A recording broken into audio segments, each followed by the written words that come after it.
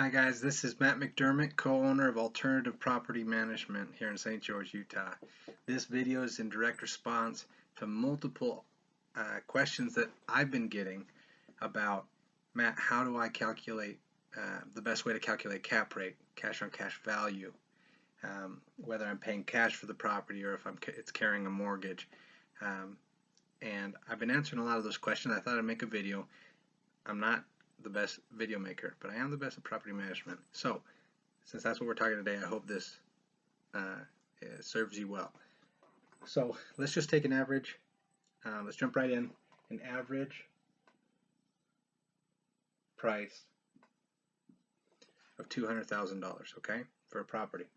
And let's say the rent on this property, rent income is $1,400 a month. Okay. Now, I'm sorry, there's kind of a light there. $200,000, $1,400 a month. Perfect. That's where we're going to start from. Now, to calculate cap rate, what I usually like to do is first write out the list of all the things I'm going to include in my expenses. I'm going to start with taxes. I'm going to do insurance. Okay. I'm going to do vacancy, vacancy rate, vacancy expense, repairs, and property management service. Okay. So taxes change a lot by the bracket.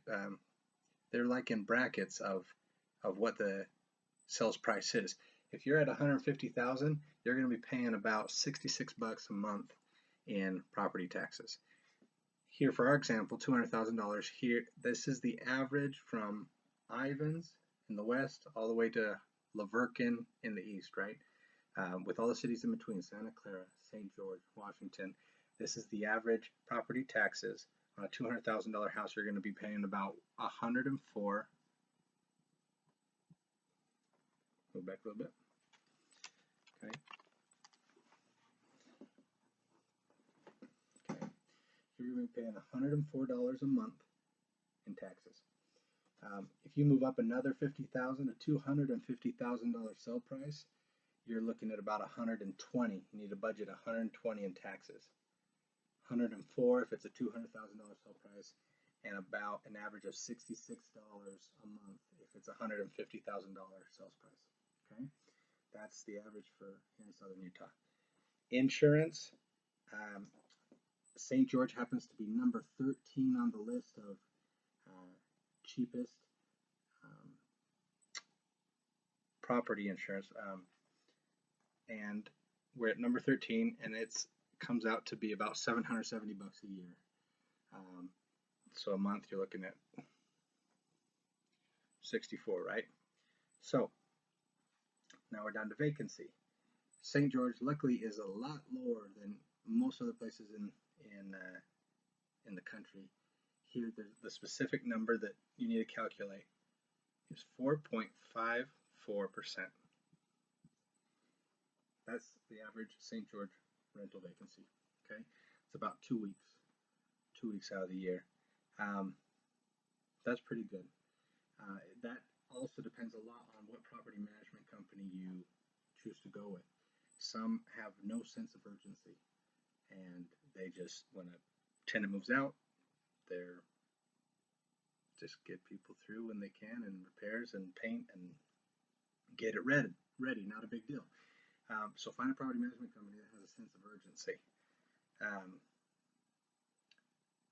That's what you want to budget into it. That's gonna, just by chance, that works out to be same as your insurance, 64 bucks a month that you want to budget for that. You know, maybe someone stays in there for a few years and you don't have that a certain year, great, but let's budget for it to be conservative about it. Repairs, there's a lot of different ways people calculate this. One popular way nationwide is to calculate it on 1% of the purchase price annually.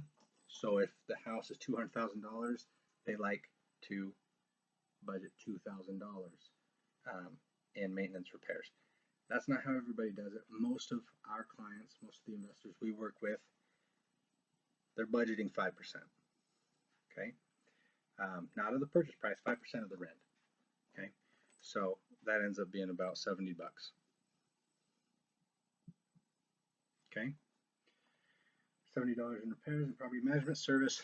Most common is 10%. Okay, we don't charge that. We charge a little bit less. But let's say you're going with any property management company here in town, 10%, and that service fee is $140. Okay, so what do we want to do to figure out our cap rate? We're going to add all these up. Okay, find this 441 bucks a month in expenses. Okay, we're going to subtract that from how much rent we're getting. Okay, we're getting $959. $959 a month. We purchased this property for cash. That's our cash flow, right? Great. Well, what's our cap rate? Cap rate, maybe I should have explained that at the beginning. You know, what the heck's a cap rate? Cap rate is the correlation between how much income the property generates and the purchase price you bought it for. It kind of helps you know if you're paying a good price for it at the start. It's not a tell-all, and that's all we care about is cap rate. But a lot of investors we work with, for example, they say, hey, anything around 5-6%, 5%, yeah, I might be interested. 6, definitely send it to me. I'd be interested in investing it, and anything higher than that, all the much better. So, cap rate, we're going to calculate by taking this number, our monthly NOI, net operating income, and we're going to multiply it. Kind of getting way out there, huh? $959 times 12.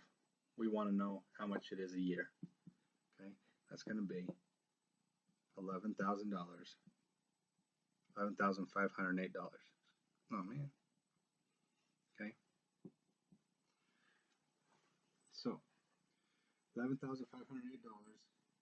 of net operating income for the year divided by, okay, our purchase price. Okay, so 200,000, 200K, and that's gonna give us our cap rate. It's gonna come out as a decimal, obviously at first.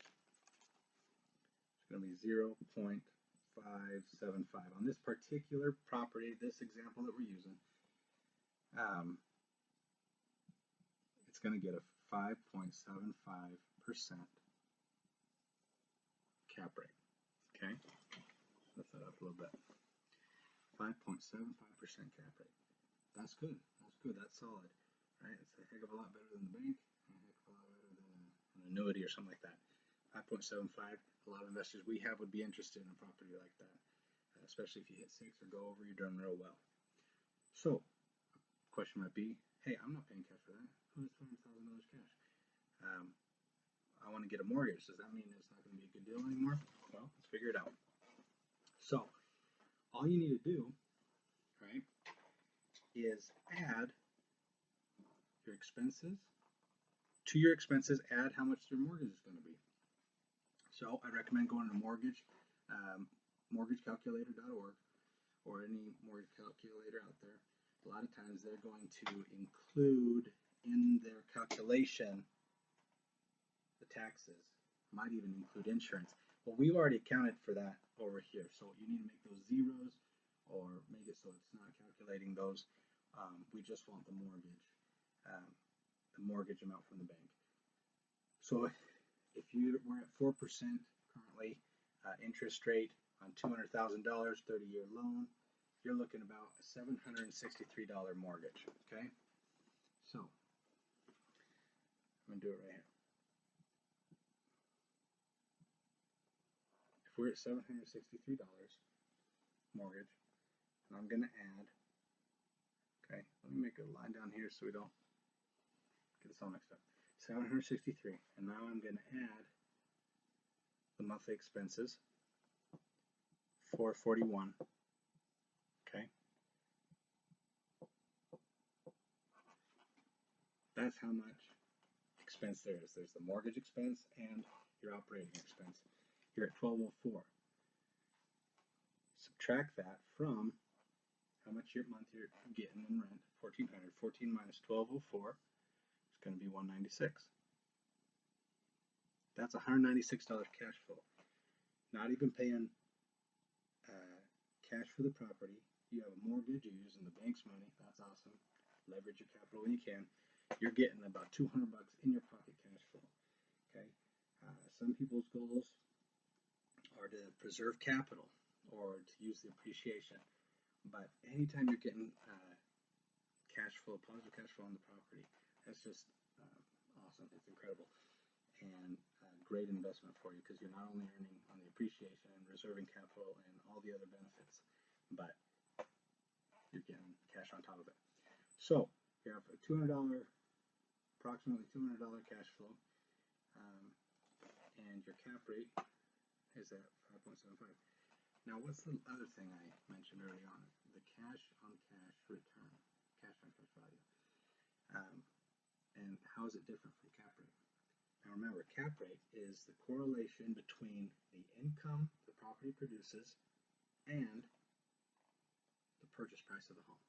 Helps you know when you're getting in if you're paying a good price for the home, or at least one that's going to work for your investment. The cash on cash value or cash on cash return, some people say is all that matters, and that's what they care about the most. Cash on cash value is how much you're making based on how much cash you put in the deal. Okay? If you have a mortgage on this and you put down 20%, which is average for an investment property, you put down $40,000. Okay? The bank has $160,000 as far as skin in the game, right? You've put up $40,000. How much return on investment is my $40,000 making me? Right? If I have it in the bank, it's going to make me 0.5%, or it's probably even less now. I don't know. If I'm going to do this, I need a good return on investment. Cash on cash value, that's what it is. So to calculate that, you're going to want to take what you're making a month, your cash flow. We want it now in a year format, okay? Times it by 12 months. So on a year basis, this property is going to give you $2,352. Okay, great. Well, you divide that by the how much money you have in the deal. $40,000, right? 2352 divided by 40,000 is going to give you about a 5.88. Is that right? 2352 divided by 40,000. Yeah, 5.88.